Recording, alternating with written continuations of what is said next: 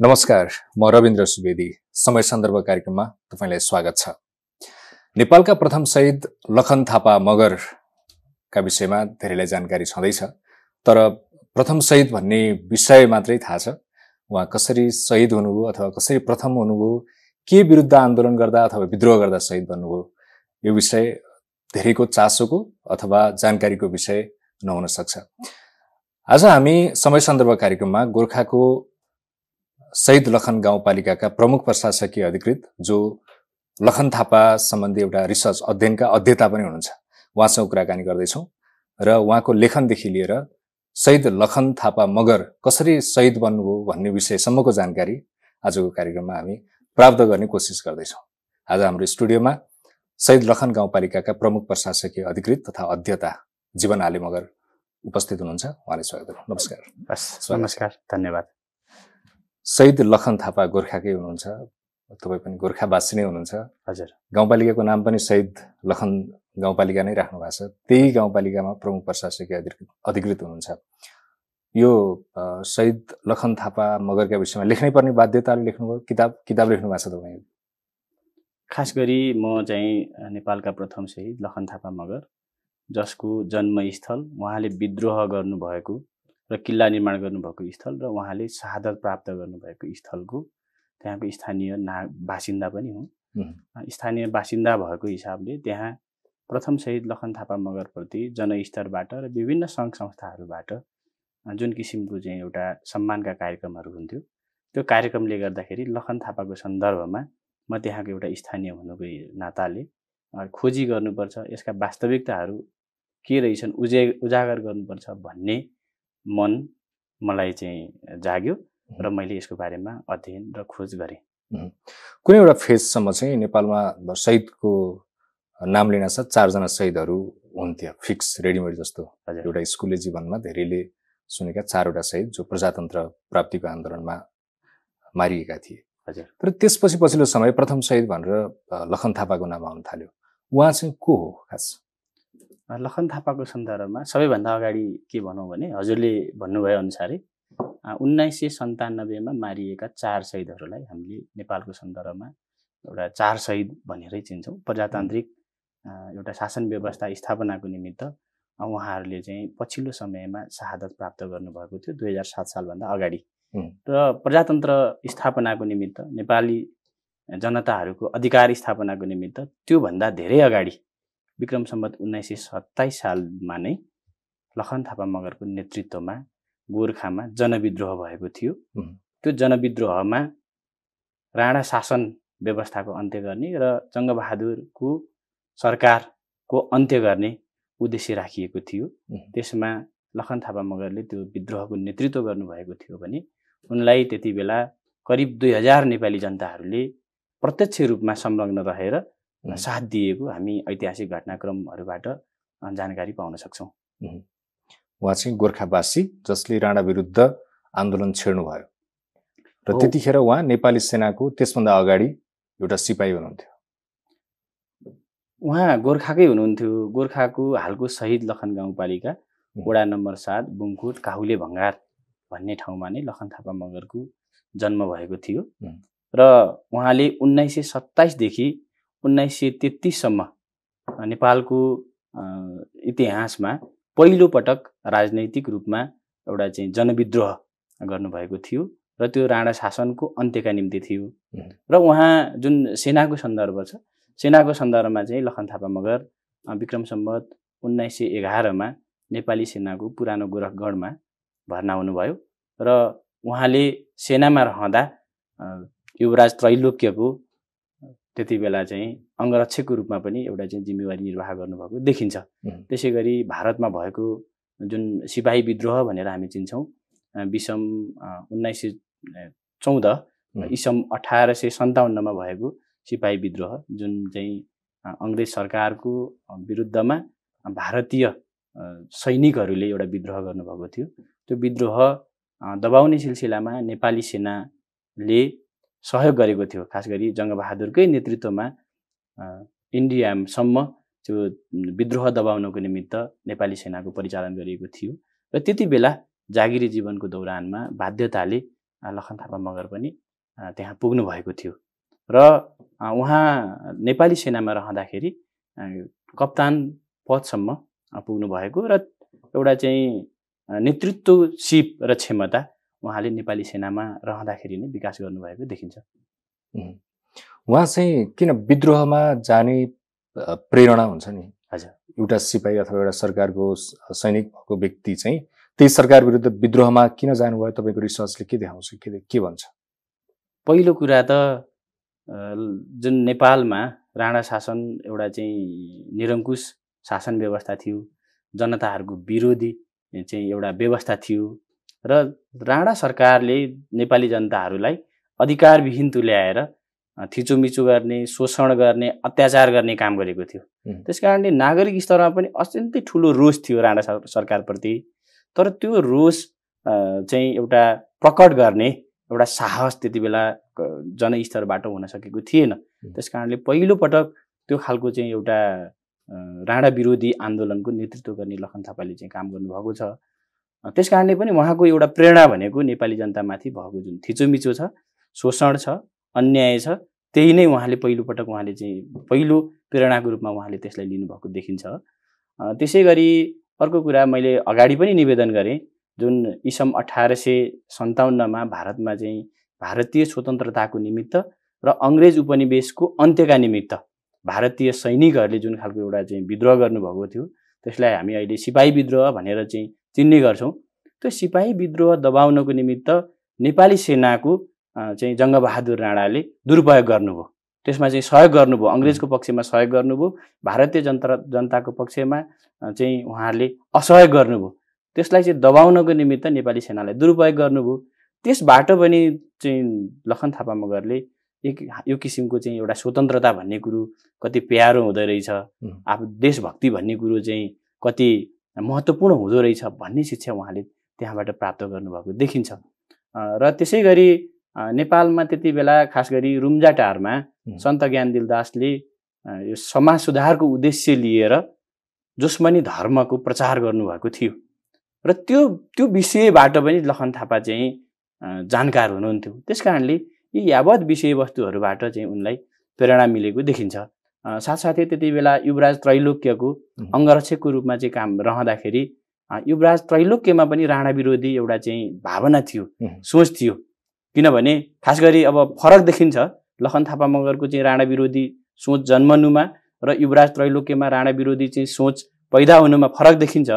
तथापि राणा विरोधी चाहिँ एउटा भावना युवराज त्रैलोक्यमा पनि थियो। त्यो युवराज त्रैलोक्यको अङ्गरक्षकको रूपमा रहेर काम गर्दै गर्दाखेरि त्यहाँबाट पनि उनले चाहिँ राणा विरोधी एउटा चाहिँ भावनाको विकास गरेको देखिन्छ। हजुर, त्रैलोक्य विक्रममा देखिने राणा विरोधी कन्सेप्ट अथवा भावना र एकजना नेपाल सरकारको सेना अथवा एकजना गाउँले व्यक्तिमा देखिने राणा विरोधी भावना त फरक थियो होला? निश्चय नै, मैले अगाडि पनि यो बारेमा थोरै बताएँ। उहाँहरूमा देखिएको राणा विरोधी भावनामा केही भिन्नता थियो।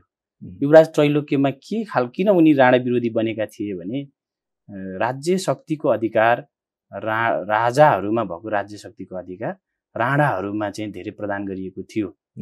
त्यति बेलाका तत्कालीन राजा सुरेन्द्रबाट लालमोहर लगाएर जङ्गबहादुर राणाले राजकीय अधिकार राणाहरूमा चाहिँ राणा प्रधानमन्त्रीमा धेरै लिएका थिए र राजकीय अधिकारको विषयमा अत्यन्तै न्यून विषयहरू मात्रै राजाहरूमा त्यति बेला सीमित थियो। एक किसिमको सेरेमोनियल राजाको रूपमा त्यति बेला चाहिँ राजा रहेको थियो। त्यसकारणले युवराज त्रैलोक्य के चाहन्थे भने उहाँले के चाहनुहुन्थ्यो भने राणा प्रधानमन्त्रीमा भएको अधिकार कटौती गरेर राजामा नै चाहिँ फेरि अधिकार फर्काउनुपर्छ, फिर्ता गर्नुपर्छ भन्ने उहाँको चाहना थियो भने लखन थापा मगरको चाहना फरक थियो। उहाँको चाहना भनेको त्यो अधिकार राजामा फिर्ता गर्ने होइन, जनतामा चाहिँ लगेर स्थापित गर्नुपर्छ, जनताहरूलाई अधिकार सम्पन्न बनाउनुपर्छ र जनताको चाहिँ हितमा काम गर्ने, जनताले एउटा चाहिँ निर्वाचित प्रक्रियाबाट जनप्रतिनिधि छान्ने एउटा व्यवस्था, प्रजातान्त्रिक व्यवस्था कायम गर्नुपर्छ भन्ने लखन थापा मगरको सोच थियो। हजुर, अब तपाईँ लखन थापा मगरका विषयमा रिसर्च गर्नुभयो, सरकारी जागिरै हुनुहुन्छ, हजुर, शाखा अधिकृत त्यो एउटा स्थानीय तहमा अहिले प्रमुख प्रशासकीय अधिकृतका रूपमा कार्यरत हुनुहुन्छ। एकजना व्यक्ति, कोही सर्वसाधारण व्यक्ति जो प्रथम शहीदका नाममा अहिले पुकारिनु हो, उहाँका विषयमा रिसर्च गरेर लेख्नका लागि तपाईँ के कुराले बढी प्रभावित हुनुभयो? म खास गरेर लखन थापाको सन्दर्भमा हामीले लोकसेवाको एउटा तयारी गर्ने सन्दर्भमा पनि त्यो पुस्तकहरूमा नेपालको पहिलो शहीद लखन थापा मगर भनेर एउटा चाहिँ सामान्य ज्ञानमा पढ्ने पाउँथ्यौँ। तर त्यो कुरालाई लखन थापाको सन्दर्भमा हामीले उनको चाहिँ डिटेलमा कुनै पुस्तकहरू पढ्न पाइरहेको स्थिति थिएन। त्यसै गरी म गोर्खाको हालको शहीद लखन गाउँपालिका वडा नम्बर 7 बुङकोट काहुले भङ्गार, जहाँ लखन थापा मगरले शहादत प्राप्त गर्नुभएको थियो, उहाँको जन्मस्थल र उहाँले विद्रोह गर्नुभएको स्थल पनि त्यही हो, भूमि पनि त्यही हो। त्यो भूमिको चाहिँ एउटा स्थानीय नागरिक, त्यहाँको बासिन्दा हुनुको हिसाबले पनि मलाई त्यो बारेमा चाहिँ खोज गर्नको निमित्त, अध्ययन गर्नको निमित्त अलिकति चाहिँ चासो जन्मियो। र लखन थापा मगरले जुन खालको एउटा चाहिँ आजभन्दा करिब 150 वर्ष अगाडि नै जुन खालको एउटा चाहिँ प्रजातान्त्रिक चेतनाका साथ जनताहरूलाई सङ्गठित गरेर विद्रोह गर्नुभएको थियो, त्यो विद्रोहको विषयमा इतिहासमा त्यति धेरै चाहिँ विषयवस्तुहरू उजागर भएको देखिएन। त्यस कारणले गर्दाखेरि पनि यो बारेमा के रहेछ भनेर मलाई जान्ने एउटा चाहिँ कौतूहलता जन्मियो र मैले यसको अध्ययन गरेँ।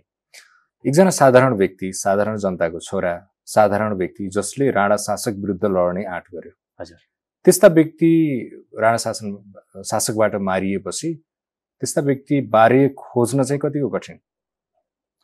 हजुरले अत्यन्तै सान्दर्भिक प्रश्न गर्नुभयो। वास्तवमै कुनै पनि बेलामा, कुनै पनि चाहिँ कालखण्डमा शासकका चाहिँ पक्षमा लड्ने व्यक्तिहरूको इतिहास भेटिन्छ।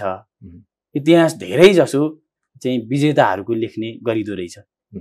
तत्कालीन समयमा शासकबाट मारिनुभयो लखन थापा मगर, त्यति बेला तत्कालीन हिसाबले उनको एजेन्डाले अहिले विजय प्राप्त गरेको छ। तर तत्कालीन समयमा क्षणिक रूपमा उहाँले चाहिँ एक किसिमको पराजय नै भनौँ, त्यो खालको स्थिति उहाँले भोग्नु पर्यो। त्यस कारणले उहाँको बारेमा चाहिँ कुनै लिखित इतिहास लेखिएन। त्यति बेला लेखिएका इतिहासहरू पनि विषयवस्तुलाई दिग्भ्रमित बनाउने हिसाबले, बङ्ग्याउने हिसाबले लेखियो। तर त्यसलाई एनालाइसिस गरेर त्यसबाट चाहिँ वास्तविकता के रहेछ भन्ने जुन यथार्थ कुरो उजागर गर्नु चुनौतीपूर्ण नै छ। किनभने त्यो सबै कुरा लेखिएका चाहिँ छैनन्, अथवा छरपष्ट रूपमा चाहिँ रहेका छन्, कतिपय कुरा अलिखित रूपमा रहेका छन्। त्यस कारणले त्यो सन्दर्भमा खोजी गर्न केही कठिनाइ नै देखिन्छ। तथापि हामीले चाह्यौँ भने हामीले चाहिँ एउटा फिल्डमा नै गएर उहाँका जानकार व्यक्तिहरूसँग जसलाई चाहिँ लखन थापाको बारेमा अथवा उहाँ जस्ता विद्रोहीहरूको बारेमा चाहिँ जानकारी छ, त्यस्ता खालका पुराना व्यक्तित्वहरूसँग भेटघाट गर्ने, उहाँहरूबाट जानकारी लिने, ऐतिहासिक दस्तावेजहरूको खोजी गर्ने, लखन थापा मगरको जुन किल्ला रहेको छ, किल्ला रहेको चाहिँ स्थलको अवलोकन गर्ने, सूक्ष्म अध्ययन गर्ने जस्ता खालका चाहिँ कार्यहरू हामीले गऱ्यौँ भने लखन थापाको बारेमा र उहाँ जस्तै अन्य विद्रोहीहरूको बारेमा पनि अध्ययन गर्न अथवा जानकारी हासिल गर्न सक्ने रहेछौँ भन्ने मैले अनुभूति गरेँ। तर कठिनाइहरू चाहिँ निश्चय नै छ। पुस्तौँ 4-5 पुस्ता, 5-6 पुस्ता अगाडिको व्यक्ति हुनुहुन्छ उहाँ। हजुर, 4-5 पुस्ता अगाडिको व्यक्तिको अलिखित इतिहास अहिलेसम्म सम्झना गर्ने, बताउने व्यक्तिहरू, उहाँको योगदानको स्मरण गर्ने व्यक्तिहरू पाउन सकिन्छ अहिले पनि?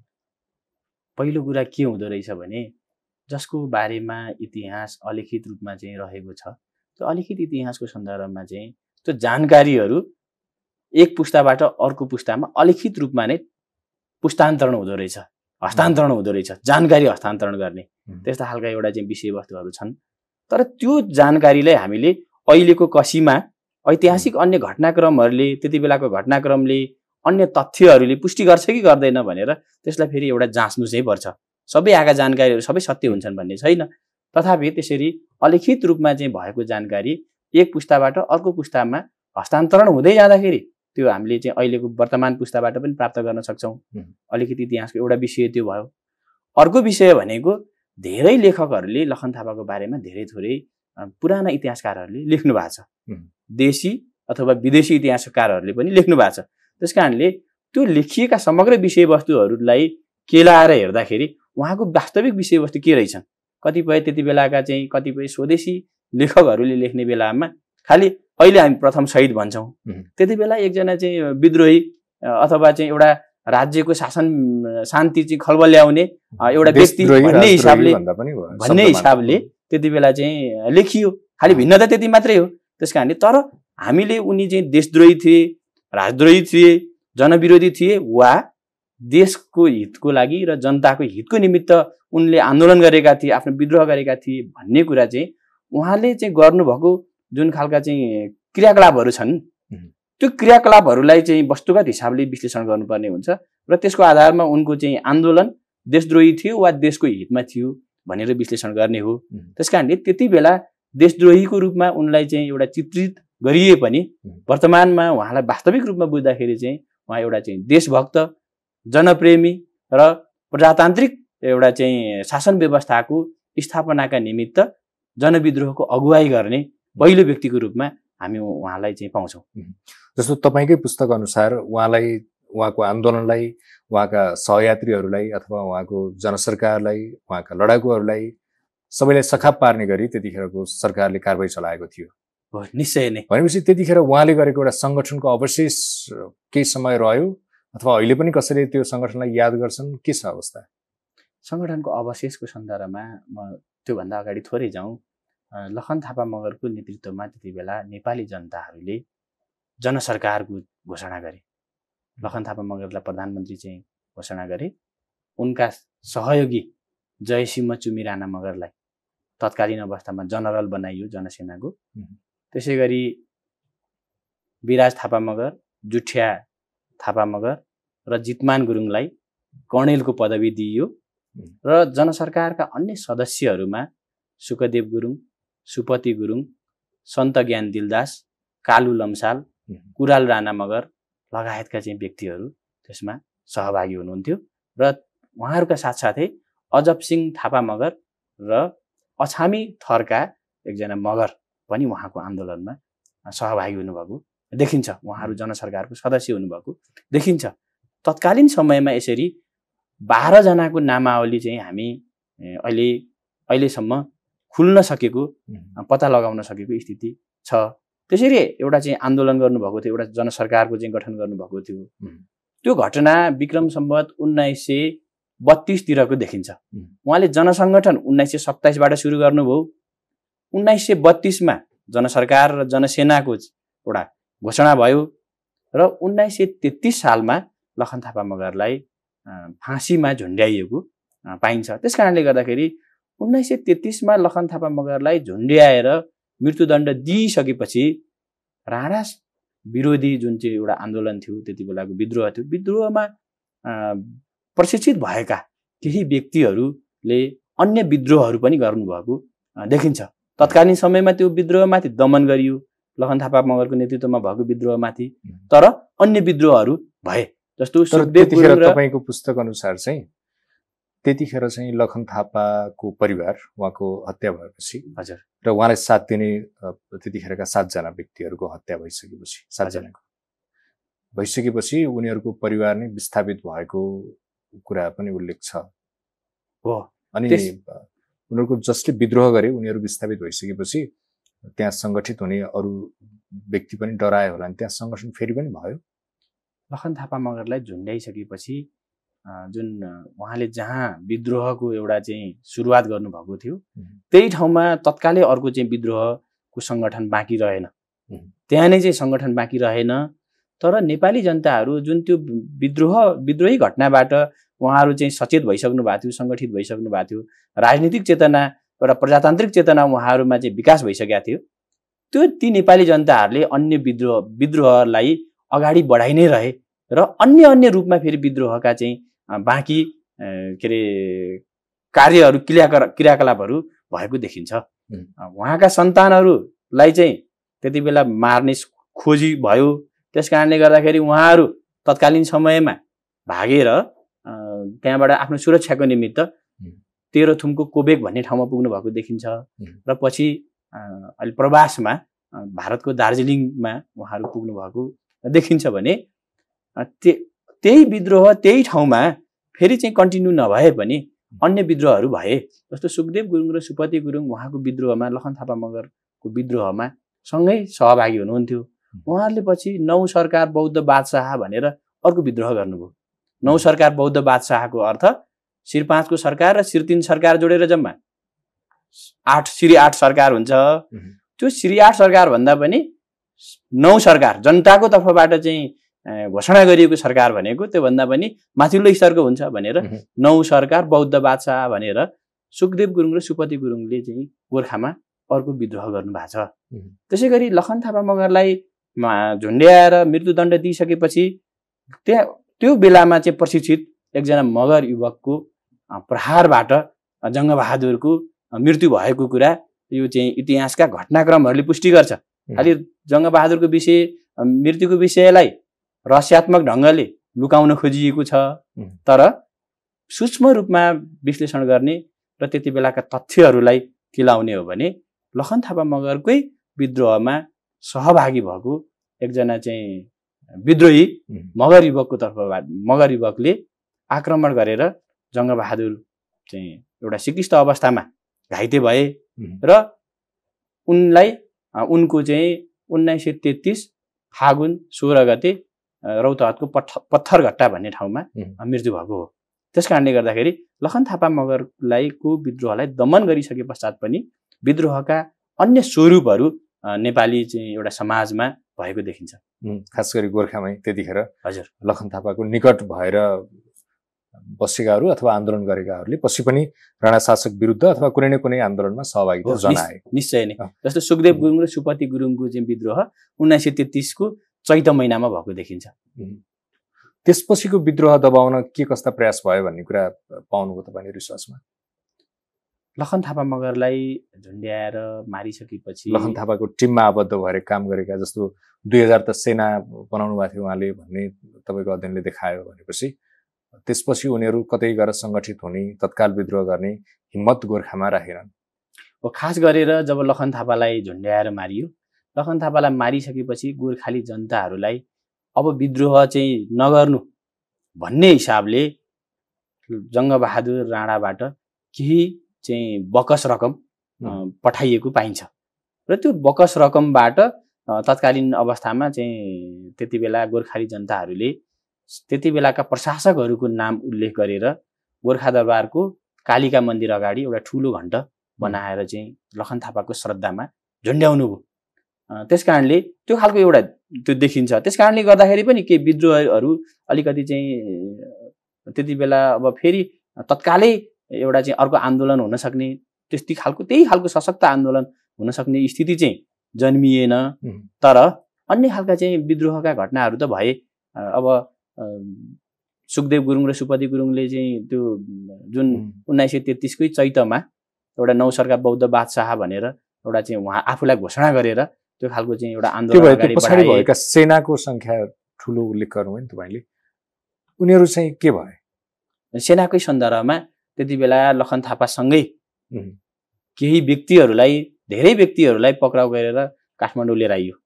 काठमाडौँ लिएर आइसकेपछि यहाँको थापाथली दरबारमा चाहिँ उनीहरू विरुद्ध जनसरकारका चाहिँ प्रमुख तथा अन्य सदस्यहरू र जनसेनाका मान्छेहरूलाई कुर्रा हान्ने काम भयो, चरम यातना दिने काम भयो, नेल ठोक्ने काम भयो। त्यस पश्चात केही मान्छेहरूले आत्मसमर्पण गरे, तर जसले आत्मसमर्पण गर्न मानेनन् उनीहरूलाई चाहिँ मृत्युदण्डको घोषणा भयो।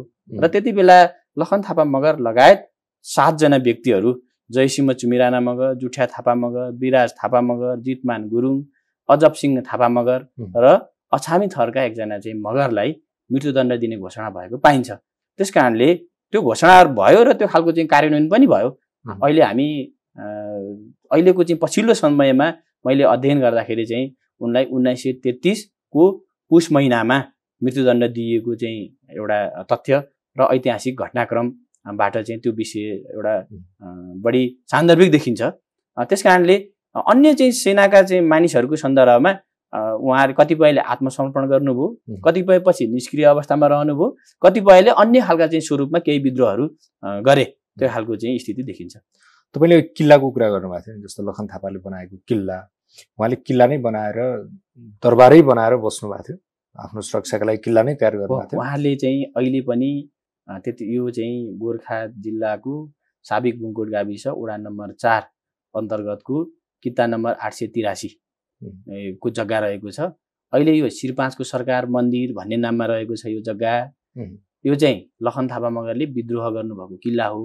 मन्दिर किन नामाकरण भयो, किन त्यो रूपमा नापियो भन्दाखेरि त्यहाँ चाहिँ उनले जनताहरूलाई छिटो सङ्गठित बनाउनको निमित्त एउटा चाहिँ मनकामना मन्दिरको प्रतीकात्मक स्वरूप त्यहाँ निर्माण गर्नुभएको थियो त्यो किल्ला परिसरभित्रै। त्यस कारणले गर्दाखेरि त्यसको उद्देश्य के थियो भने एउटा धार्मिक कार्यको निमित्त जनताहरूलाई सुरुमा बोलाउने र त्यहाँ राजनीतिक प्रशिक्षण प्रदान गरेर जङ्गबहादुर अथवा राणा सरकारको विरुद्धमा राजनैतिक चाहिँ रूपमा सचेत गराएर उनीहरूलाई चाहिँ सङ्गठित बनाउने र जनसेनामा चाहिँ लगाउने, जनसरकारमा चाहिँ आबद्ध गराउने एउटा लखन थापा मगरको त्यो खालको रणनीति थियो। त्यस कारणले त्यो अहिले मन्दिरको नाममा त्यो चाहिँ रहेको देखिन्छ। तथापि तत्कालीन अवस्थामा त्यहाँका चाहिँ अहिले पनि केही भग्नावशेषहरू छन्। विक्रम सम्वत 2046 मा त्यहाँ लखन थापा प्रावि भन्ने विद्यालयको स्थापना भयो। त्यति बेला त्यो स्थापना गर्ने क्रममा त्यहाँ चाहिँ जुन स्कुलको भवन बनाउने क्रममा त्यो किल्लाको उत्खनन गर्दाखेरि त्यहाँ चाहिँ 3 तहको एउटा चाहिँ अत्यन्तै बलियो ढुङ्गाको पर्खाल लगाइएको अत्यन्तै चाहिँ बलियो एउटा किल्ला देखिन्छ। र त्यो किल्लाभित्र उहाँले चाहिँ दरबार निर्माण गर्नुभएको, मनकामनाको प्रतीकात्मक चाहिँ मन्दिर निर्माण गर्नुभएको, त्यसै गरी खानेपानीको पोखरी ढुङ्गेधारा निर्माण गर्नुभएको यस्तो खालको चाहिँ देखिन्छ। अहिले के यसलाई चाहिँ संरक्षणको काम भइरहेको छ? निश्चय नै अहिले शहीद लखन गाउँपालिकाले लखन थापा मगरको त्यो ऐतिहासिक किल्लाको संरक्षण र विकास गर्नको निमित्त एउटा मास्टर प्लान बनाएको छ। त्यो अनुसार हामी काम गरिरहेको छौँ। त्यसै गरी विक्रम सम्वत 2048 पछाडि नेपाल मगर सङ्घ लगायतका चाहिँ सङ्घ संस्थाहरूले त्यो लखन किल्लाको सन्दर्भमा चासो दिनुभयो र त्यसको चाहिँ संरक्षणको काम भएको छ। त्यसै गरी नेपालका प्रथम शहीद लखन थापा मगरकै नामबाट प्रथम शहीद लखन थापा मगर स्मृति प्रतिष्ठान भनेर एउटा चाहिँ सामाजिक संस्थाको स्थापना हामीहरू नै चाहिँ संलग्न भएर 2025 तपाईं संस्थापक महासचिव? हजुर, त्यो संस्थाको म संस्थापक महासचिवको रूपमा चाहिँ रहेको थिएँ। त्यो संस्थाले पनि लखन थापा मगरको सन्दर्भमा खोज गर्ने र त्यो किल्लाको चाहिँ संरक्षण र विकासको निमित्त एउटा चाहिँ अभियान लिएर काम गरिरहेको स्थिति छ। त्यसै गरी अहिले गण्डकी प्रदेश सरकारले पनि त्यो किल्लाको संरक्षण र विकासको निमित्त बजेटिङ गरिरहेको स्थिति छ र हामीले नेपाल सरकारको पनि त्यो संरक्षण र चाहिँ त्यसको चाहिँ उत्खननको निमित्त, त्यसको संरक्षणको निमित्त, त्यसको चाहिँ विकासको निमित्त नेपाल सरकारले पनि ध्यान दिनुपर्छ भनेर हामीले पहल कदमी गरिरहेका छौँ। अब अहिले कोही व्यक्ति बाहिरबाट भिजिट गरेर शहीद लखन गाउँपालिकामा पुग्दा अथवा शहीद लखन थापा जन्मेको ठाउँमा पुग्दा अथवा विद्रोह गरेको ठाउँमा पुग्दाखेरि सहजै जानकारी प्राप्त गर्न सक्ने चिज चाहिँ के बनेको छ, के तयार भएको छ अहिले? त्यहाँ विक्रम सम्वत 2060 मा लखन थापा मगरको अर्धकदको शालिग निर्माण भएको छ। त्यसै गरी हामीले आर्थिक वर्ष 75-76 मा गण्डकी प्रदेश सरकार र शहीद लखन गाउँपालिकाको साझेदारीमा दुवै तहका सरकारको चाहिँ संयुक्त बजेटबाट त्यो ऐतिहासिक पानी पोखरीको पुनर्निर्माण गरेका छौँ र चालु आर्थिक वर्ष 78-79 बाट मनकामनाको प्रतीकात्मक मन्दिर एउटा चाहिँ बन्ने प्रक्रियामा रहेको छ। त्यसै गरी शहीद लखन गाउँपालिकाको अब 77-78 को बजेटबाट त्यहाँ एउटा चाहिँ मौलिक किसिमको परम्परागत घुमाउने घर निर्माण गर्ने काम भइरहेको छ।